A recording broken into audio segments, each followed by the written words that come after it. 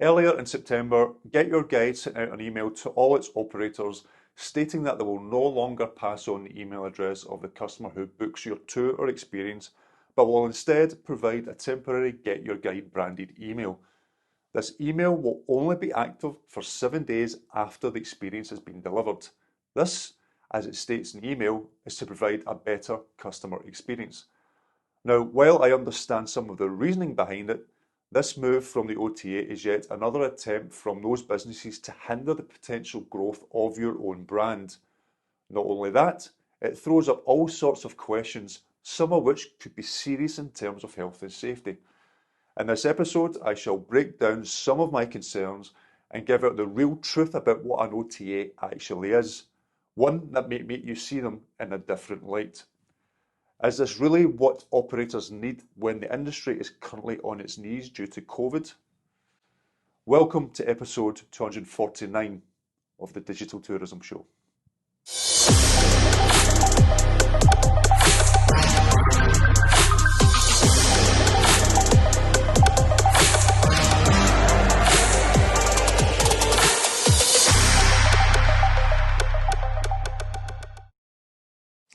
So, GetYourGuide has decided to follow the same path as many other OTAs by not passing over the contact details of the traveller who books your tour, activity or experience. Now let me emphasise that. They will not pass over the contact details of your customer. You pay the OTA through commission to source customers for your business. You also deliver the amazing experiences that your customer will remember.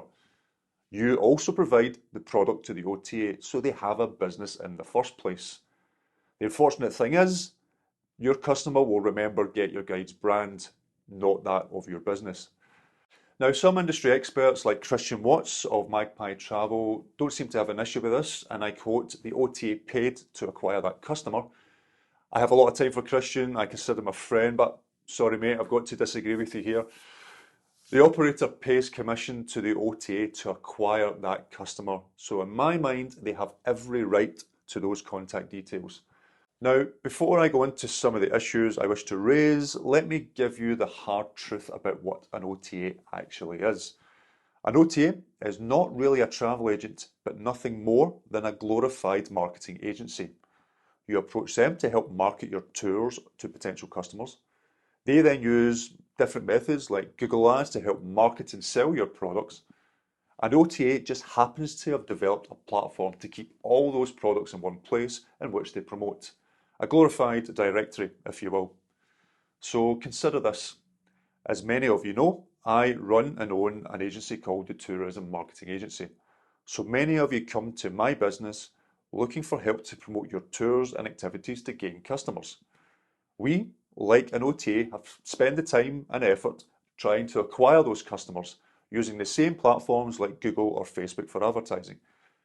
When a customer then inquires or books, you would expect the marketing agency to pass over those details to you, the operator, so that you can then continue that customer's journey.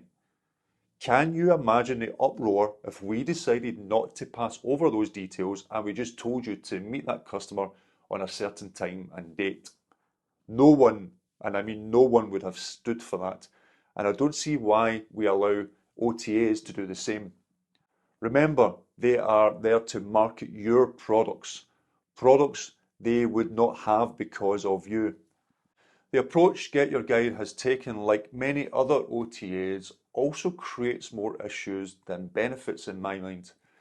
It is now impossible to market direct to your customer if they come from an OTA, unless you use companies like Werewolf to sign a digital waiver to capture their details that way.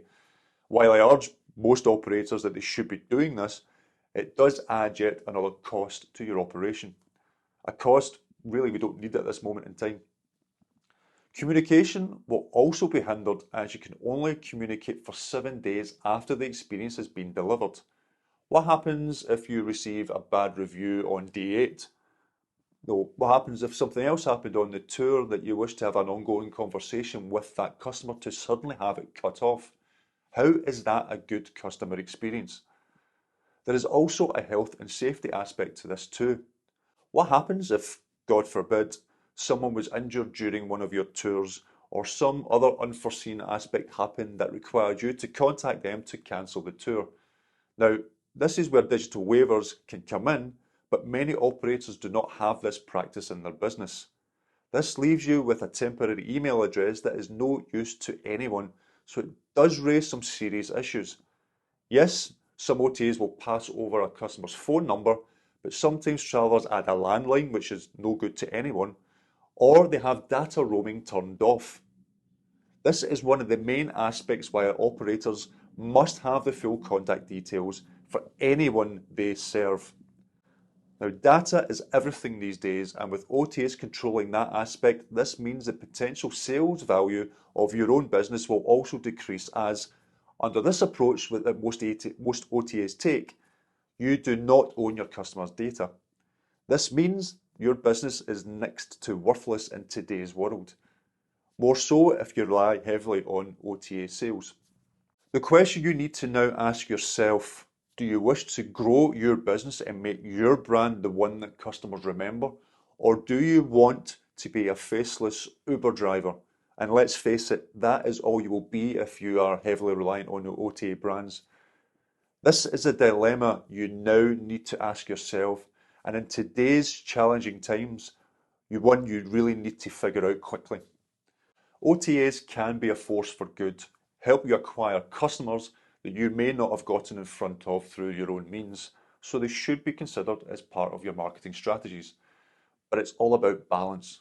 Please, please make sure that you have strong direct channels as well as some help from OTAs. If you don't, forget about trying to grow your own brand and make peace with the fact that you will become a faceless supplier within the OTA ecosystem.